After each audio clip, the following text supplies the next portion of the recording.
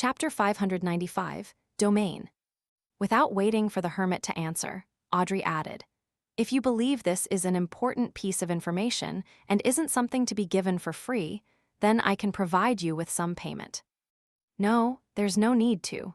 Anyone familiar with the Fainapotter's Church of Earth Mother will have some understanding of this." Katlia didn't doubt Miss Justice's sincerity when it came to the principle of equal exchange. She believed that Miss Justice was fully capable of satisfying her price in terms of wealth and resources, but she decided to provide the information for free.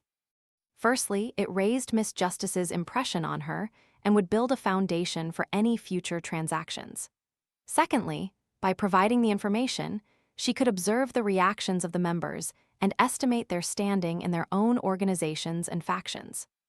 "I'm very familiar with the Earth Mother's blessed, Bishop Otravsky, but I didn't know anything about that. Of course, I truly am a little scared of him. His height and build are just too intimidating. Every time I'm there, I only seek out Emlyn White." Sitting at the end of the long bronze table, Klein thought in a self-deprecating manner. Katlia didn't pause as she continued, "Vampire is from the moon pathway. The corresponding sequence 9 is Apothecary, sequence 8 is Beast Tamer, sequence 6 is Potions Professor, sequence 5 is Scarlet Scholar, sequence 4 is Shaman King. I'm not sure about the higher sequences." "Ahem," Emlyn White coughed. "Ma'am Hermit, I have to emphasize that it's sanguine, not vampire. Heh, I won't object it if you call those humans who consume the characteristics of my kinsmen vampires. I would even be very agreeable to it. So vampire is from the apothecary pathway. So is Shaman King. It's no wonder they revere the primordial moon and not the goddess. Could the scarlet lunar corona, that Ma'am Sharon obtained, be from a dead scarlet scholar or sanguine viscount? Apart from being able to recreate the effects of a full moon and neutralizing the corresponding effects, it can provide terrifying speed, unimaginable recovery speed, and rather powerful darkness-related spells. The negative effects can be neutralized by drinking the fresh blood of the living. Indeed, it does seem to be a result of a sanguine. Among the various jobs of this pathway, there are some that resemble the seer pathway. There's no connection between the sequences, while there are some that have an obvious progression. How strange. Klein joined the bits of breadcrumbs together, feeling somewhat enlightened and puzzled. Alger, Fors, and company were either in thought, listening in relish, or pretending to be disinterested. Everyone had different reactions, but Katlia was able to figure out that they didn't understand much about vampires prior to this. They are low or mid-ranking members in their organizations or factions. They match the characteristics of being recently pulled into the Tarot Club and at the stage of rapidly advancing. The world didn't react. Either he's very staid, or he long knew of the matter regarding vampires, or both.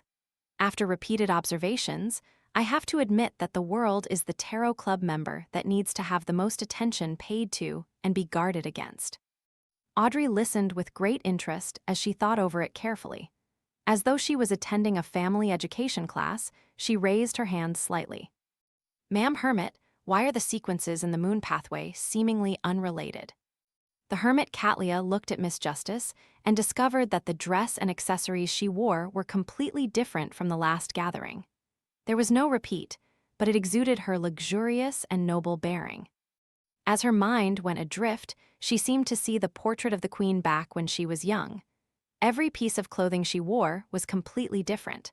The same set of clothing was never worn a second time at a formal event. After a moment of silence, Katlia said, "A pathway sequence doesn't necessarily need to be related or superficially connected. The common trait is that this pathway corresponds to the god's domain. For example, the moon represents spirituality, plants, beauty, parts of life, parts of darkness, and parts of mystery.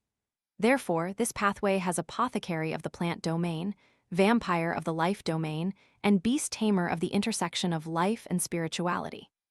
"Sanguine," Emlyn White emphasized and lifted his chin slightly. "This should be why us sanguine are very handsome and beautiful." "No, that's not the case. The vampires I've seen are all disgusting and ferocious." Derek retorted weakly in his heart. "It can be explained in such a manner. It's quite different from Captain's and Dolly's explanations. Different pathways represent the domain possessed by a sequence 0. Or could it be that the two combined is the most accurate answer? I wonder what the domains the sequence 0 of the seer pathway represents. From the symbol behind my chair, it represents strangeness and change. Klein's expression didn't change as his mind whirled. Audrey easily understood Ma'am Hermit's explanation and couldn't help but guess the name of her pathway's sequence 0. It's definitely dragon.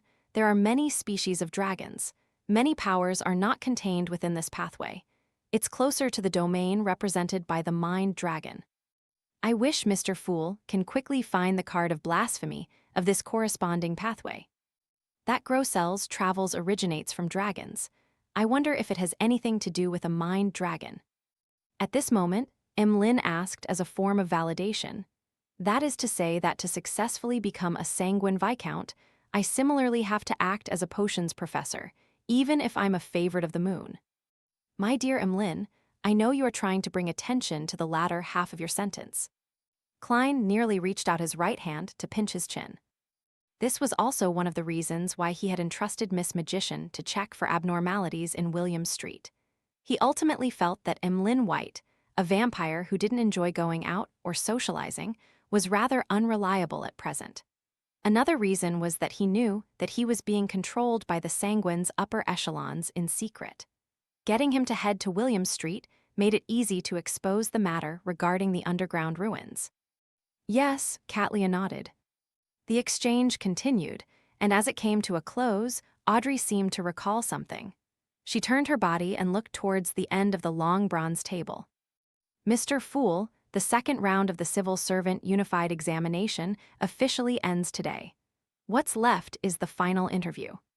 Her tone was brisk and with clear, delightful emotions.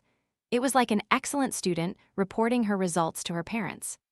From her point of view, the Civil Servant Unified Examination was a suggestion raised by Mr. Fool in passing. She had pushed forward the idea via inconspicuous methods, the first time she had attempted to use her beyonder powers to change reality. Therefore, she had always paid great attention to it, often reporting the situation to the suggester. The second round of the examinations are over. I wonder if Benson can pass and have the opportunity of entering the final interview. Klein leaned back and suddenly felt wistful. He nodded slightly and said with a smiling tone, "Not bad." Audrey, who had been praised by Mr. Fool, became happier. She felt that she was indirectly changing the fates of many people, allowing people who were stuck in the lower and middle classes to have a chance at entering the middle and upper classes. When Katlia heard this exchange, she couldn't help but frown. She felt that this was very different from the style the Tarot Club had previously shown. Could it be that the reforms of the past half a year in the Lone Kingdom were a result of the Tarot Club's turning of the wheels? As a young noble lady, Miss Justice played an important role. If that's the case, I have to reevaluate my views. Although the members aren't of a high sequence and are low-ranking members of their organizations, they're still able to influence the situation of the world to a certain extent. Katlia retracted her gaze and considered whether she wanted to use her different resource channels to figure out the backstory of Lone Kingdom's reforms. After a few minutes of exchanges, the Fool Klein announced the end of the gathering. While Miss Justice and company got up to express their farewells, he severed the connection and leaned back into his seat. He silently watched the endless grayish-white fog around him for a very long while. Backland, in a coffee shop next to King's Avenue. Melissa was holding a porcelain teaspoon as she gently stirred the black tea which had a lemon in it. From time to time, she would turn her head to look out into the faint fog. Her black veiled hat was sitting beside her. Placed in front of her was a plate of the cheapest toast, but she hadn't taken a single bite. She originally imagined that she would anger the coffee shop's owner for sitting there all this while, preventing him from earning more. But she later discovered that there were many people waiting for the end of the test opposite the road like her. As seconds turned into minutes, the water condensing on the glass windows grew thicker. Melissa couldn't help but extend her hand to clean up a relatively clear spot. Finally, she saw a bunch of people surge out of the test venue. The glass-inlaid wooden door of the coffee shop was pushed open as about 8 men and women entered. Just as Benson took off his rather old top, and before he could smooth his rather high hairline with his fingers, he discovered his sister standing as she asked nervously, "How did you do? Were the questions tough today?" It might have been considered difficult for others, but it was a piece of cake for me.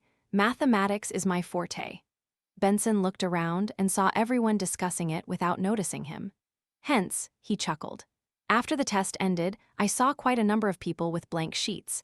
Do they think a low-ranking civil servant will have a mathematics secretary? If that's the case, what's the difference between hiring a curly-haired baboon and them? Melissa heaved a secret sigh of relief and looked to her side before turning her head back. Benson, if you're really confident, you should consider the matter regarding the interview. You need to buy a new decent set of clothes. Let's leave that to tomorrow. We should celebrate today. I've already decided on the restaurant. Benson smiled as he pointed outside.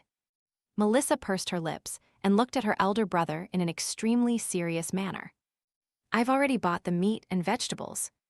Benson locked his gaze with his sister for a few seconds before moving it away in submission. All right, let's go home. Above the gray fog, Klein gradually found his train of thought and calmed his emotions. He began considering how to separate the true creator's mental corruption of the all-black eye.